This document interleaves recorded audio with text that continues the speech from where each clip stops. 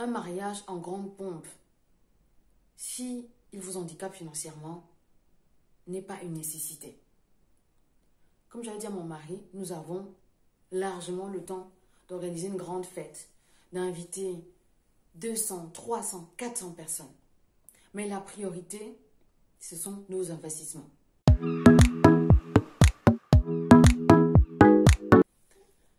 À l'ère des réseaux sociaux, on est facilement influençable.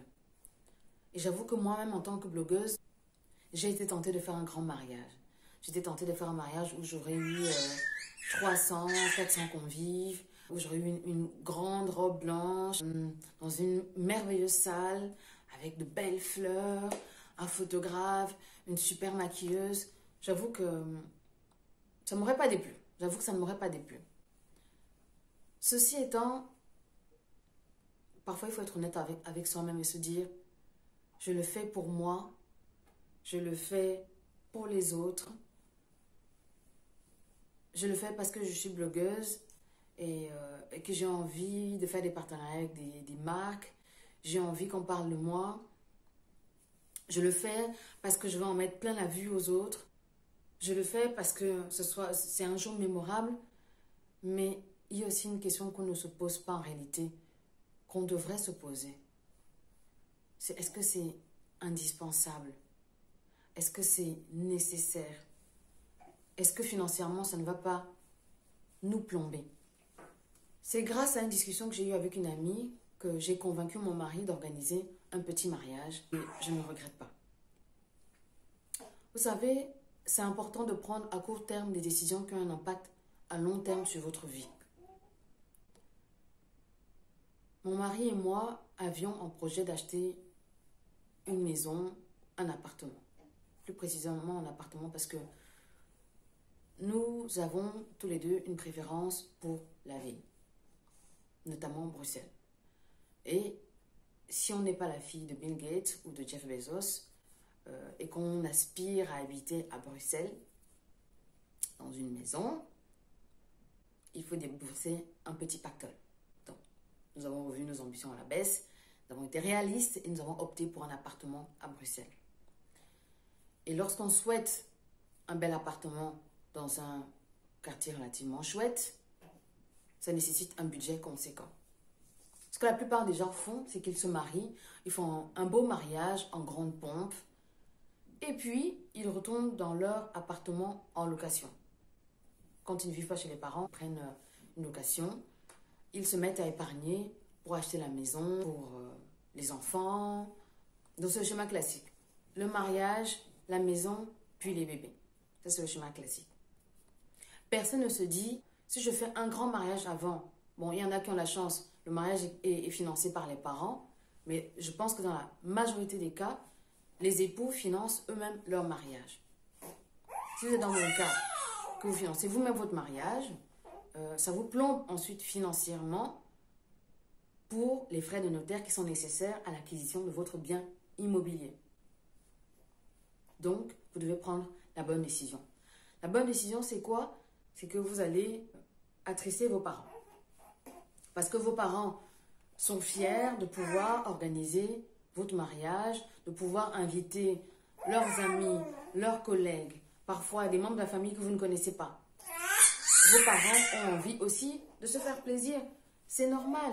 Les parents sont fiers d'unir leurs enfants aux yeux du monde. Donc, ils ont envie d'inviter le maximum de personnes. C'est légitime. Donc, sachez que si vous prenez ce type de décision, qui, à mon sens, est une bonne décision, est une décision réaliste, qui à court terme va rendre votre entourage malheureux, mais à long terme, votre entourage, ceux qui vous aiment, la famille, les amis, ils vont comprendre. Il y a des gens qui ne comprendront pas, qui vous ont invité à leur mariage, vous ne les invitez pas au vôtre. Il y a des gens qui auront l'impression que vous êtes radin ou que vous n'avez pas d'argent. Mais ce n'est pas grave, c'est pas grave parce que vous, vous savez ce que vous faites. Je pense que les personnes qui vous aiment comprendront. Les personnes qui vous aiment ne vous jugeront pas. Les personnes qui vous aiment vont vous encourager dans ce sens. Les personnes qui vous aiment et qui se sont déjà mariées ne vous le diront peut-être pas, mais environ votre décision, se diront, ah, peut-être qu'on aurait dû faire comme Céline et Charles. Peut-être qu'on aurait dû faire un petit mariage. Ça nous aurait permis d'accéder plus facilement à la propriété. Peut-être qu'on aurait dû faire les choses différemment. Et des gens qui ne sont pas encore mariés et qui vont peut-être partager mon avis, qui se diront, ah oui, on va faire comme Céline, ou j'aimerais faire comme Céline, mais la famille que j'ai n'acceptera pas. Ou alors des gens qui me diront, oh non, je ne peux pas aller contre la décision de ma famille, je n'ai pas envie de déplaire à ma mère, je n'ai pas envie de déplaire à mon père.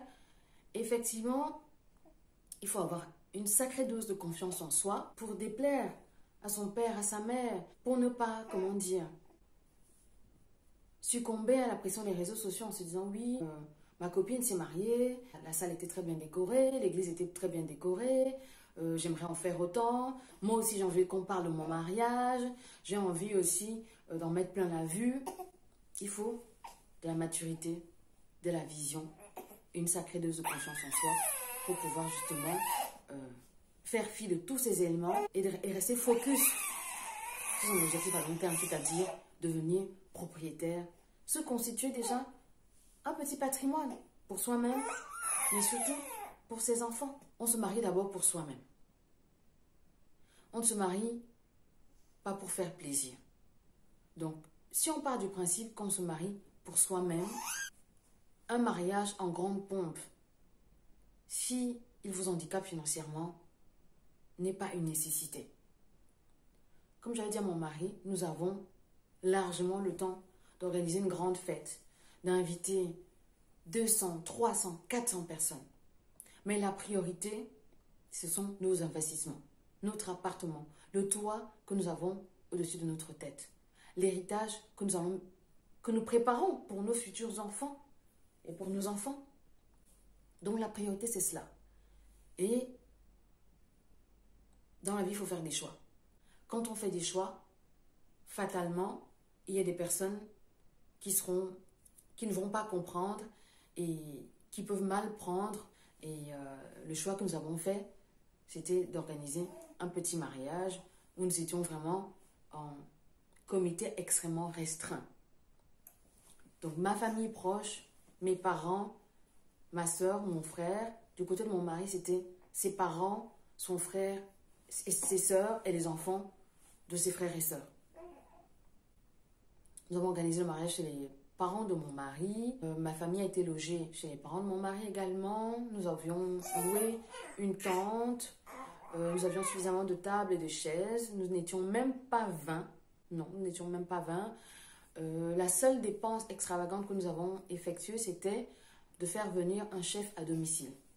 Nous avons trouvé sur Internet un chef qui nous a préparé un apéro, une entrée, un plat, un dessert. Je ne sais même plus, je ne sais plus si nous avions 2 plats.